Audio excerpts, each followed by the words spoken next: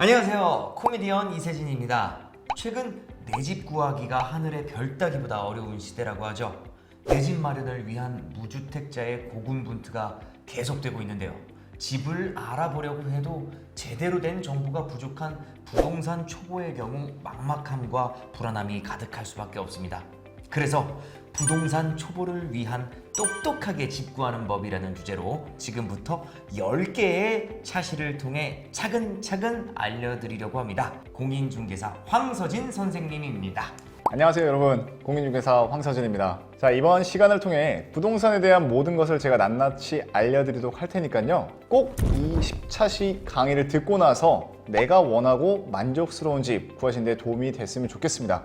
기대 많이 해주시기 바라겠습니다. 자, 시작에 앞서 제가 몇 년 전부터 부동산에 관심을 가지기 시작했어요. 이 공부를 하다가 급 포기할 수밖에 없었던 게 이 용어도 너무 어렵고요. 그 복잡한 말들 되게 어렵잖아요. 맞습니다. 네. 부동산 용어가 생각보다 어려워서 공부하는 걸 기피하는 경우가 제 주변에서도 종종 있었는데요. 네. 그러면 오늘은 한번 부동산 초보자들을 위해서 기초적인 용어부터 제가 차근차근 알려드리도록 하겠습니다. 네. 자, 첫 번째인데요, 매매와 임대입니다. 매매는 사고 파는 것, 한마디로 소유권이 바뀌는 거래입니다. 하지만 임대는 소유권은 바뀌지 않고 우리 MC님께서 부동산의 주인에게 집이나 공간을 빌려 쓰는 거래를 뜻하는 겁니다. 자, 그런데 매매나 임대를 할 때 계약서상에 나오는 용어가 있죠. 매매에서는 매도자, 그리고 매수자. 네. 매도는 파는 것, 네. 파는 사람이 되겠죠. 네. 즉 집주인이거나 건물주 또는 부동산의 주인을 우리는 흔히 매도자라고 합니다. 반대로 매수는 사는 것이니까 매수자는 사는 사람을 말하는 건데요. 네. 이걸 막상 사용하려고 하니까 헷갈려 하시는 분들이 간혹 계시더라고요. 그래서 제가 만든 방법인데, 매수의 시옷, 사는 사람의 시옷이라고 쉽게 생각하시면 될 것 같습니다. 오, 이거 되게 꿀팁이네요. 매수의 시옷, 매수 사는 사람. 네, 그렇죠. 그렇죠. 기억하면 되겠네요. 자, 그 다음에 이제 임대 거래를 할 때 나오는 용어인데요. 임대인은 쉽게 말해서 임대를 해준 사람입니다. 그렇기 때문에 부동산의 주인, 집주인 또는 상가나 땅의 주인을 말하는 거겠죠. 네. 임차인은 반대로 임차, 네. 빌리다죠. 즉 세입자를 말하는 겁니다. 왜 영끌이라고 하잖아요. 그렇죠. 영혼을 끌어모아서 대출 받을 만큼 부동산과 대출은 뗄래야 뗄 수 없는 관계인데, 대출에도 여러 가지가 있죠. 담보대출과 신용대출이 있습니다. 네. 이 담보대출은 부동산을 담보로 대출하는 걸 의미하는 거고요. 신용대출은 대출하는 사람의 신용을 기준으로 하는 대출을 말하는 겁니다. 그리고 대출을 할 때 설명서를 잘 보다 보면 중도상환 수수료 없음 이런 문구 한번 보신 적 있으세요? 네네.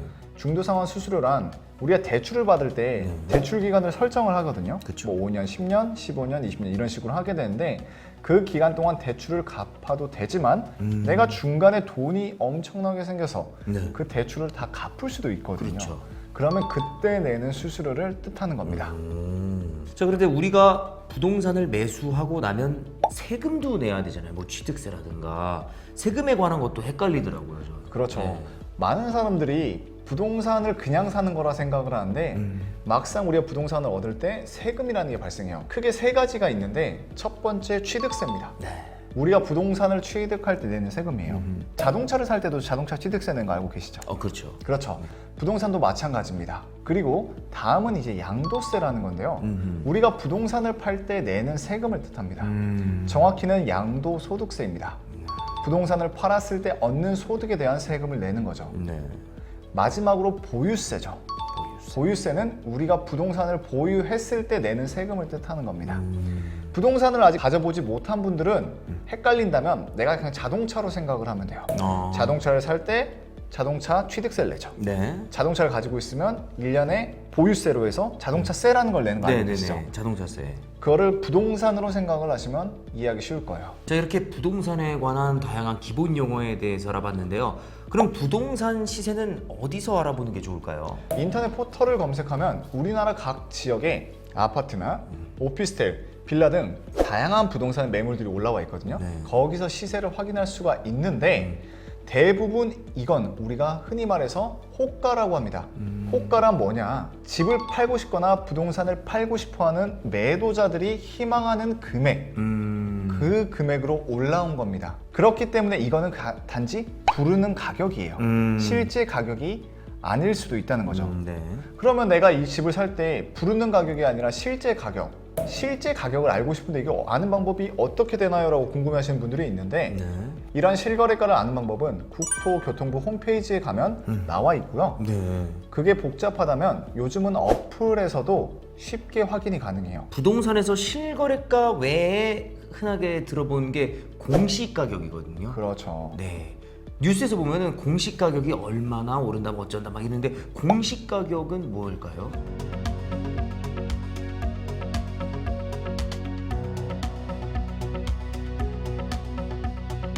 자, 그럼 기본적인 용어와 흐름은 이해를 했습니다. 자, 이제 부동산 거래를 할 때 필요한 서류에는 어떤 것들이 있는지 그게 궁금합니다. 다양한 서류가 있는데요. 간단하게 네. 딱 두 가지만 알아보도록 하겠습니다. 네. 첫 번째는 등기부등본이고요. 두 번째는 건축물 대장입니다. 음. 먼저 등기부등본은 부동산에 대한 기록을 나타내는 문서예요. 네. 사람으로 치면 주민등록등본과 같다고 생각하시면 되겠습니다. 이 문서에는 부동산에 대한 소유 관계 그리고 권리 관계가 나와 있습니다. 네. 소유 관계라 하면 뭐냐? 이 부동산을 소유하고 있는 집주인이 누구냐라는 거고요. 권리 관계라는 건요, 바로 근저당. 이 집에 근저당이 잡힐 수 있는데 이 집에 근저당이 얼마가 잡혀 있냐, 이 집에 대한 대출이 얼마가 껴 있냐라는 걸 우리가 알 수가 있어요. 네. 자, 그럼 이렇게 등기부등본을 통해서 우리가 소유권과 권리에 대해서 확인할 수 있다면 반대로 건축물 대장은 뭐냐면 이 건축물 자체에 대한 내용이 중심적인 서류예요. 약간 좀 쉽게 말하면 이게 맞나요? 땅 문서, 집 문서? 아닌가요? 네, 아닙니다. 자, 이런 거예요. 네. 등기부등본은 이 집주인이 누구냐, 그리고 이 건물의 융자가 얼마가 있냐를 확인하는 거라면요. 네. 건축물 대장은 이 집이 몇 년도에 정확히 지어졌고 언제 어떠한 방식으로 집이 지어졌고 각 층에는 호실이 몇 개가 있고 옥탑방은 몇 개가 있고 반지하엔 몇 개가 있고 이런 거를 세부적으로 정말 건물에 대한 거를 나타낸다고 보시면 되겠습니다. 그런 개념이군요. 자, 이번 시간에 부동산 초보를 위한 기초적인 내용을 알아봤는데요. 좀 어렵거나 헷갈리는 내용들, 뭐 저도 정말 아직도 헷갈리거든요. 다시 한번 돌려보면서 공부를 해야겠다는 생각이 들었습니다. 정말 좋은 자세입니다. 한 번에 들어서 이해하기는 쉽지가 않아요. 그렇다고 포기하라는 뜻은 아닙니다. 보고 또 보고 보고 또 보고 하다 보면은 이게 익숙해지고 어느 순간 부동산 용어가 낯설지가 않을 겁니다. 그래서 저는 여러분들이 이 영상을 돌려보면서 부동산과 조금이라도 가까워지셨으면 좋겠습니다. 이번 시간에는 내 집 마련을 앞당길 수 있는 부동산 상식에 대해서 알아보도록 할 텐데요. 내 집 마련을 위해 가장 먼저 해야 할 게 뭘까요? 가장 중요한 것 중에 하나가 바로 저렴하게 구매하는 방법입니다. 저렴하게 구매하는 방법 중 대표적인 방법이 바로 청약입니다. 이 청약을 넣으려면 기본적으로 청약 통장이라는 게 있어야 합니다. 그런데 많은 분들이 착각하고 있는 게 이 청약 통장을 가지고만 있다고 하면 자연스레 집이 생긴다라고 생각을 하시는 분들이 있는데 여러분, 청약 통장은 마법의 통장이 절대 아닙니다. 이러한 청약에 당첨되려면 여러 조건들이 있는데요. 그중 가장 중요한 것 중에 하나가 바로 1순위 조건입니다. 1순위 조건 들어보셨나요? 네, 1순위. 뭐죠? 1순위요. 그렇죠. 이 청약에는 1순위와 2순위 이런 다양한 순위가 있는데 네. 주택 청약 1순위 조건에 맞춰서 당첨 기회를 노린다면 우리는 바로 상대적으로 저렴한 가격에 신축 아파트를 받을 수 있을 겁니다. 근데 이제 또 이게 청약 통장 1순위 조건이 되는 방법, 이건 또 어떻게 해야 될까요? 그렇죠. 1순위가 되는 게 정말 중요한데 네. 먼저 우리가 1순위가 되려면 주택 청약 종합 저축 통장이 있어야 내가 2순위든 1순위든 될 수 있잖아요. 만드는 은행은 우리은행, 국민은행, 뭐 다양한 은행 등 있죠. 네. 시중은행에서 가입이 가능하고요. 그냥 본인이 자주 다니시는 은행에서 저 청약 통장 하나 만들어 주세요 라고 해서 가입을 하시면 되고요. 청약 통장을 만들고 나면 매월 2만 원에서 50만 원까지 자유롭게 납입이 또 가능합니다. 저도 청약 통장을 가지고 있는데요. 처음 만들 때 이거 얼마를 넣어야 할지 굉장히 고민이 되더라고요. 이거 얼마를 넣는 게 적당할까요? 제가 생각하기에 가장 좋은 건 월 10만 원이라고 저는 생각을 합니다. 왜냐면 바로 일회당 인정 금액이 10만 원이 한도이기 때문이죠. 그렇기에 내가 월 납입을 더 많이 한다고 해봐야 그냥 저축이 되는 거지 이게 경쟁에서 더 유리하게 작용하는 건 아닙니다. 저축을 한 이후에는 알아야 될 게 우리가 지금 이 청약을 신청하는 주택이 국민주택인지 민영주택인지 꼭 체크를 해볼 필요가 있습니다. 국민주택, 딱 단어에서도 알 수 있겠듯이 이 사업 주체가 바로 국가나 지자체, LH로 국가에서 아파트를 만들기 때문에 비교적으로 아파트 값이 저렴하겠죠. 네. 자, 그런데 국민주택에는 면적에 대한 제한이 좀 있어요. 수도권 기준으로 말씀을 드리면 전용 85제곱미터 이하인 경우인데 쉽게 말해서 그 아파트까지 해당한다고 보시면 될 것 같습니다.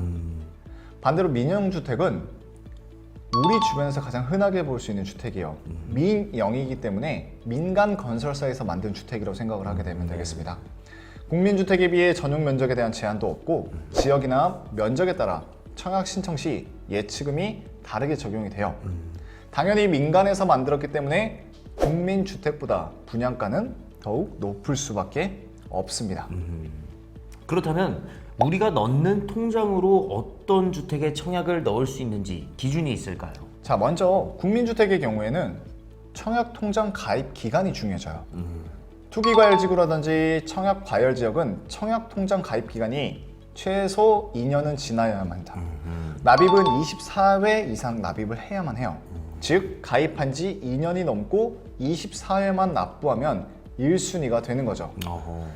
그런데 이 외 지역 같은 경우에는 수도권의 경우 1년 이후 12회 이상 납입을 하면 1순위 자격이 주어집니다. 말씀해 주신 대로라면 청약 통장을 2, 3년만 가지고 있으면은 뭐 1순위가 되는 거니까 뭐 다 되는 거 아닌가요? 아, 정말 안타까운데 정말 1순위 되는 거 쉽잖아요. 네. 그러면 MC님도 쉬우면 저도 쉬울까요? 안 쉬울까요? 쉬워요. 쉽다는 건 정말 많다라는 거죠. 그렇기 때문에 청약에 당첨될 확률이 높지 않게 되는 거죠. 야, 이게 다 1순위니까 뭐 좋긴 좋은데 공평하고. 그럼 가입 기간 외에 다음 조건도 더 있을까요? 그렇죠. 모두가 다 1순위이기 때문에 공평하게 하려면 약간의 조건을 좀 둬야 되죠. 공공주택의 경우에는 조건이 더 있습니다. 면적이 40제곱을 초과할 경우에 청약통장에 돈을 많이 넣은 사람. 두 번째는 면적이 40제곱미터 이하인 경우에는 횟수가 많은 사람입니다. 자, 이렇게만 말씀을 드리면 대부분의 사람들이 40제곱미터를 초과하는 주택, 큰 집을 다들 원하시니까 네. 저축액을 많이 하면 되는 거 아니야 라고 생각을 할 수 있는데 저도 그렇게 생각했는데. 그런데 아까 제가 1회당 인정 금액이 얼마라고 했었죠? 50만 원. 최대 50만 원까지 넣을 수 있지만 네. 회당 10만 원에만 인정을 해준다고 했어요. 다시 말해서 돈이 통장에 많은 것보다 오래 넣는 게 중요하다는 거죠. 어때요? 이해하기 쉽죠? 예, 이해가 됐어요. 자, 그럼 그렇게 생각을 하면 어떤 생각이 들까요? 아, 내가 당장 50만 원을 넣는다고 되는 게 아니라 10만 원씩 정말 오랜 기간 동안 넣어야 되는 거겠구나라는 생각이 좀 들죠. 네. 그리고 반대로 이제 민영주택의 경우에는 국민주택과 기본 조건은 비슷한데 예치금이라는 게 추가 적용이 됩니다. 쌤이 말씀하신 대로 지금까지의 1순위 요건을 다 채웠다. 그 다음으로 알아야 할 것은 무엇일까요? 여기서 또 나오는 게 추첨제, 가점제 이런 말이 많이 나와요. 뉴스를 보셨다면 한 번이라도 들어봤을 거예요. 네. 추첨제, 가점제. 먼저 추첨제에 대해서 말씀을 드릴 건데 네. 추첨제란 말 그대로 조건을 갖춘 청약 신청자들 중에서 다른 조건 없이 랜덤으로 그냥 뽑는 거예요. 제비뽑기. 제비뽑기라는 거죠. 확률에 맡기는 거예요. 반대로 가점제는 청약자의 무주택 기간과 저축 기간 그리고 부양 가족 수를 점수화시킵니다. 네. 그래서 총 나온 점수가 84점 만점이에요. 그 중에서 높은 점수를 가진 사람을 뽑는 제도입니다. 그래서 청약 관련된 뉴스 기사를 보면 네. 청약 커트라인이 뭐 65점이었다, 70점도 안 됐다, 막 그런 게 다 가점제에 해당하는 겁니다. 아니 뭐 다른 것보다 이 가점제에서 내 점수가 몇 점인지 계산하는 게 굉장히 어려운 것 같아요. 그렇죠. 이게 외우기가 좀 어려워요. 그래서 제가 간략하게 좀 설명을 드리고 또 영상의 표로도 나오겠지만 주택도시기금 홈페이지에서 확인이 가능합니다.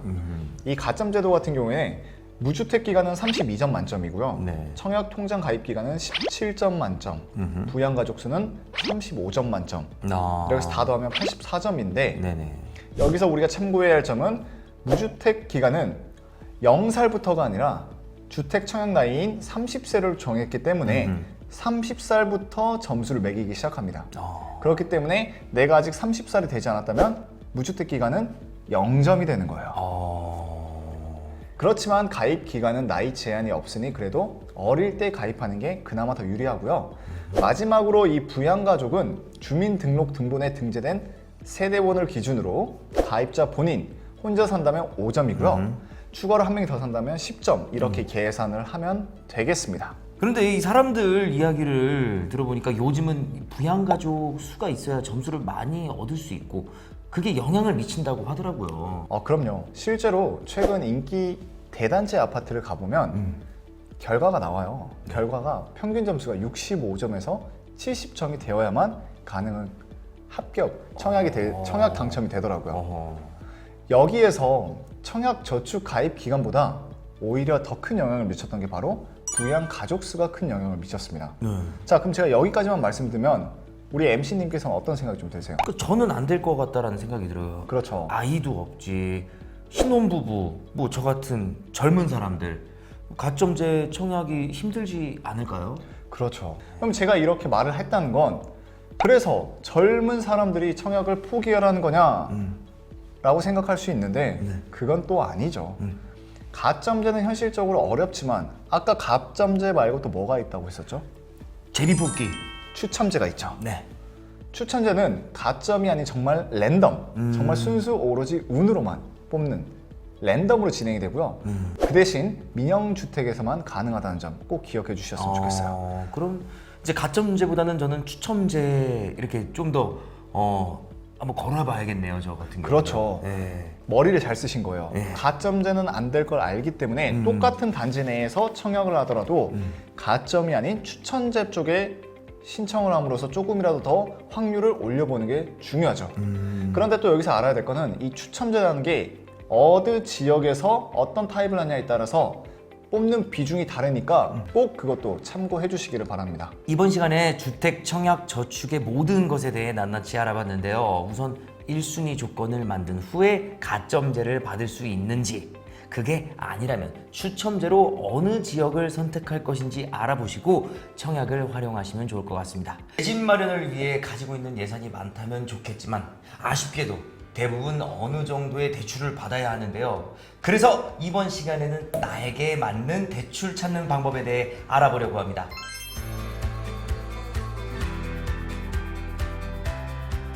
시작에 앞서 어떤 대출이 있는지 소개부터 해주세요. 네, 여러 가지 대출이 있는데요. 먼저 신혼부부를 위한 매매 대출에 대해서 알아보도록 하겠습니다. 이게 신혼부부를 대상으로 한 대출이기 때문에 혼인신고일 기준으로 7년 이내 혹은 3개월 이내 결혼 예정자에 한해서 신청 가능하고요. 세대주를 포함해서 세대원 모두 무주택자로 분양권 및 조합원, 입주권도 주택 보유로 간주하고 있습니다. 이게 기존 주택 도시기금 대출 및 은행 주택담보대출 이용자는 이용할 수 없기 때문에 꼭 참고하시기 바라겠고요. 만약 또 신용등급이 낮아도 이용이 불가능합니다.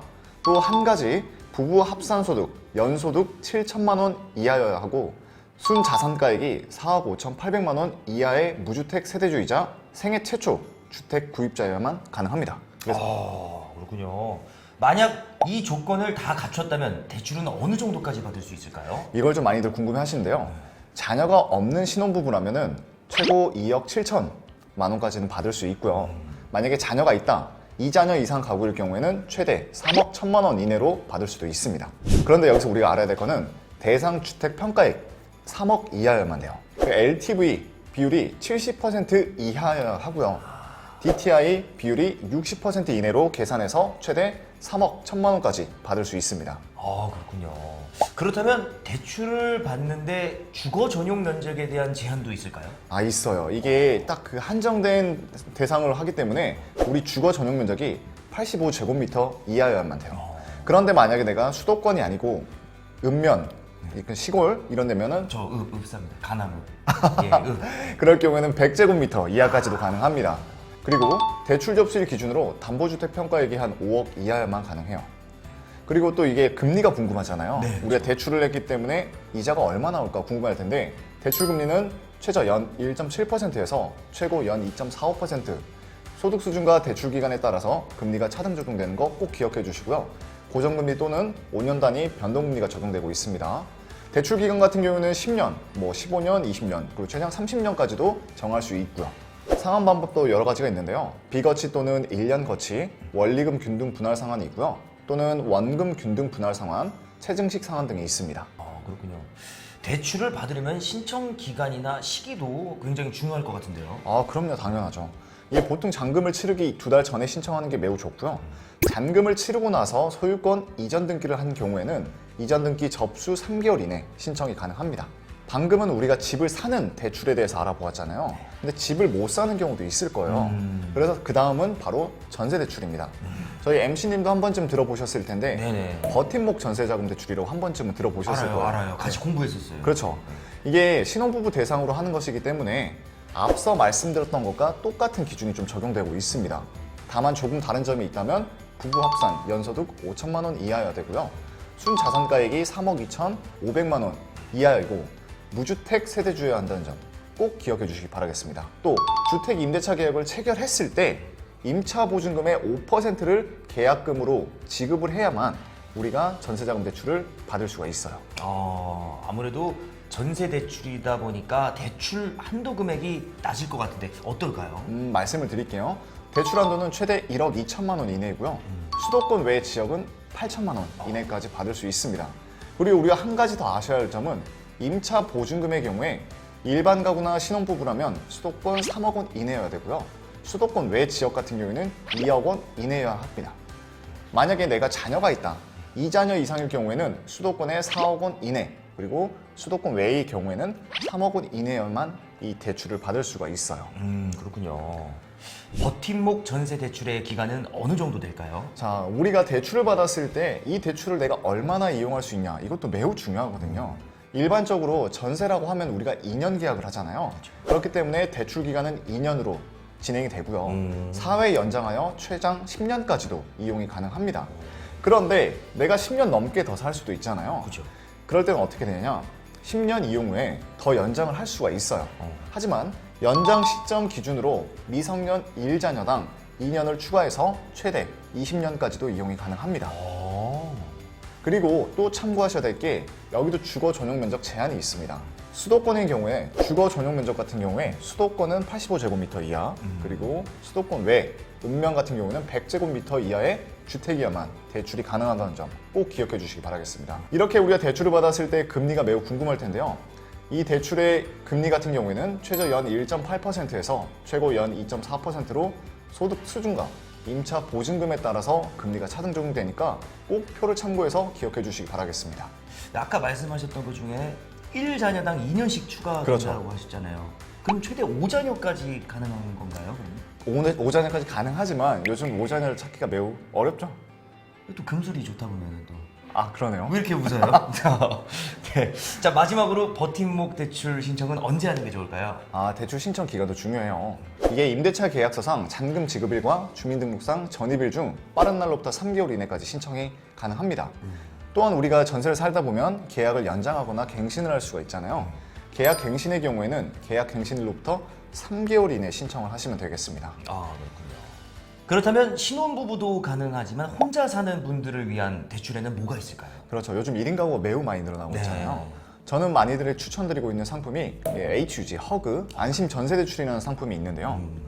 이게 신혼부부의 경우 연소득 6천만 원 이하여야 되고 19세 이상이라면 연소득 5천만 원 이하일 경우에 받을 수 있는 대출 상품입니다.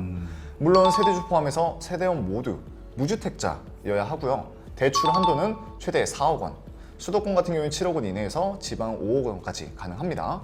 이 대출 상품이 좋은 게 소득 제한이 없기 때문에 아무나 다 대출을 받을 수 있지만 정말 소득이 너무 없을 경우에는 내가 받을 수 있는 대출 금액이 좀 줄어들 수 있다는 점 꼭 참고해 주시기 바라겠고요.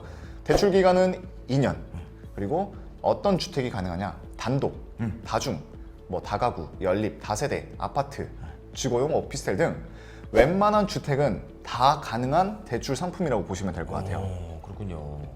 그러면 가장 중요한 금리. 그렇죠. 금리는 어느 정도일까요? 내가 돈을 빌리면 금리가 가장 궁금할 거예요. 네. 이 상품 같은 경우는 최저 연 2.1%에서 최고 연 3.7%까지 소득 수준과 임차 보증금에 따라 금리가 차등 적용되고요. 버팀목 전세대출 신청과 마찬가지로 임대차 계약서상 잔금 지급일과 주민등록등본상 전입일 기준 빠른 날로부터 3개월 이내 신청을 하시면 되겠습니다. 그리고 계약 갱신 같은 경우에도 앞서 말씀드린 것처럼 3개월 이내 신청을 해주시면 되겠습니다.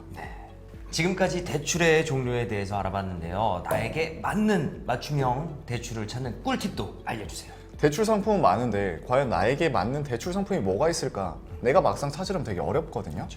그래서 제가 좀 더 쉽게 말씀을 드릴게요. 자, 신혼부부 매매대출 같은 경우에는 저금리의 고정금리를 이용한 월 납입을 최소화하면서 자기 집을 보유하고 싶은 분들에게 추천을 드립니다. 그럼 내 집 마련을 하고 싶어도 시드머니가 없어서 집을 사기는 어렵고 전세를 고민하시는 분들이라면 어떤 대출을 받는 게 좋을까요? 그렇죠. 내가 시드머니가 많아서 내 집을 마련하면 참 좋은 거겠는데요. 그렇지 못한 분들도 많습니다. 그래서 저는 그런 분들에게 허그, 안심 전세 대출을 좀 추천드리고 있습니다.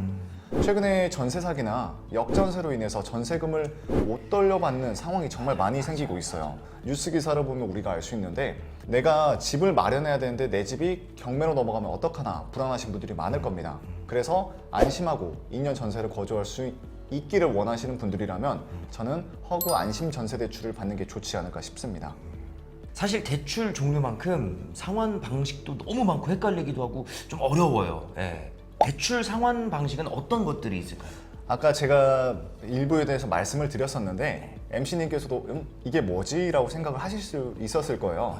기본적으로 딱 세 가지만 아시면 될 겁니다. 첫 번째인데요. 원리금 균등 상환 방식이라고 해서 제일 일반적인 방법으로 원금과 이자를 합한 금액을 매월 동일하게 납부하는 방식이에요. 이 상환 방식 같은 경우에는 총 이자 비용이 원금 균등 상환보다 높은 편이고요. 초기에는 이자 비율이 높지만 점차적으로 원금 비율이 높아지는 구조입니다. 그래서 이런 거는 어떤 분들이 사용하면 좋냐? 오랜 기간 소득이 일정하거나 연금 등 안정적인 소득원을 가진 사람들에게 추천하고 있습니다. 원금을 동일하게 상환하는 방식도 있잖아요. 맞습니다. 두 번째인데요. 원금 균등 상환 방식이라고 있어요.